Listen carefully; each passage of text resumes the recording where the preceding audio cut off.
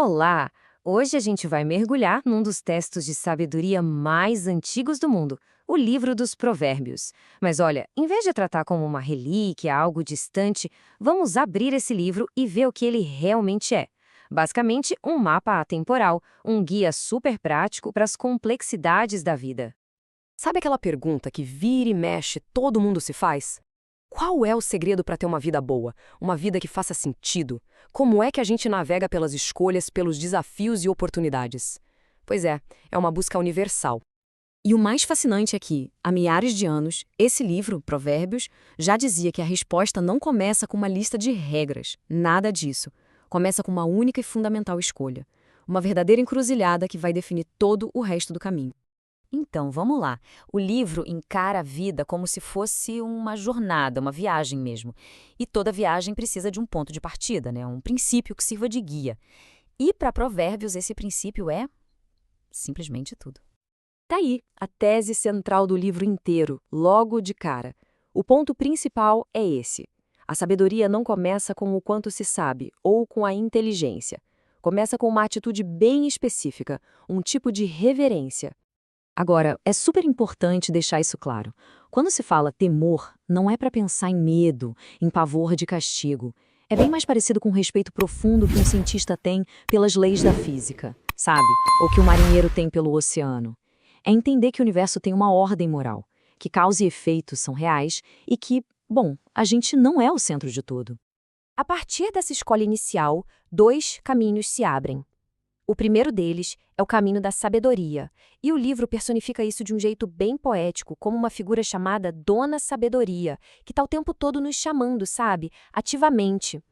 A sabedoria não está escondida, não.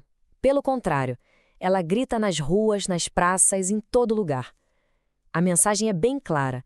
Esse caminho está aberto para todo mundo que quiser ouvir. É um convite público para uma vida melhor. E o que se ganha nesse caminho?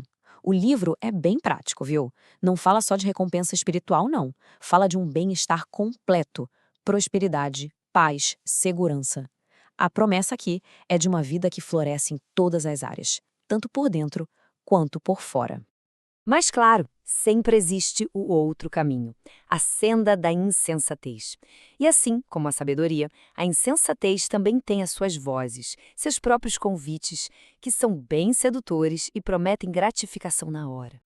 Ouve só esse chamado, é o caminho do atalho, da ganância, de conseguir o que se quer sem precisar ralar para isso.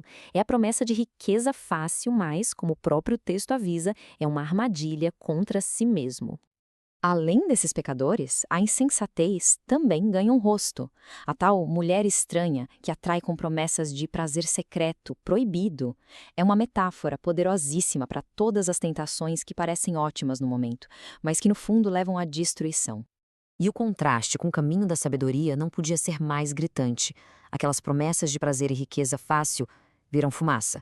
E o que sobra é ruína, pobreza, vergonha. No fim das contas, o que o livro chama de morte não é só o fim da vida, é a morte de tudo que realmente tem valor.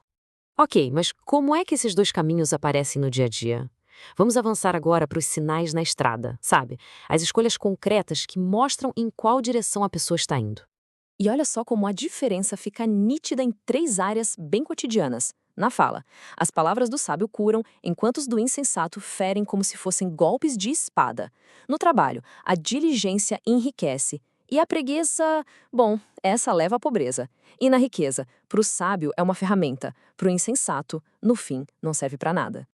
Esse tema do trabalho fica ainda mais claro com a imagem da formiga. Ela, instintivamente, se prepara para o futuro. Enquanto isso, o preguiçoso só quer um pouco para dormir. É uma lição simples, mas muito, muito profunda sobre as consequências inevitáveis das nossas ações. Além desses comportamentos, Provérbios vai ainda mais fundo. Ele identifica um conjunto de atitudes que são a própria essência do caminho da insensatez. São 7 sinais de alerta, que o livro lista como as coisas que, basicamente, destroem o caráter. É um diagnóstico muito preciso do caráter insensato. Repare como tudo começa com o orgulho, os olhos altivos, e daí vai descendo para a desonestidade, violência, e termina com o que talvez seja o pior de tudo: semear a discórdia e destruir relacionamentos. São sinais de alerta bem claros na jornada da vida. Isso tudo nos leva à conclusão lógica. Se existem dois caminhos, e se existem sinais claros durante o percurso, então eles devem levar a destinos muito diferentes, certo? A imagem aqui é de uma força incrível. Um caminho que fica cada vez mais claro, mais brilhante, como o nascer do sol. O outro é escuridão pura, cheio de tropeços que a pessoa nem vê. Um leva à vida, construída sobre alicerces duráveis. O outro leva à ruína e à morte. A escolha, segundo o livro, não podia ser mais definitiva. E no fim de tudo, o conselho mais importante do livro talvez seja esse. A batalha entre a sabedoria e a insensatez não acontece lá fora, no mundo. Acontece dentro da gente.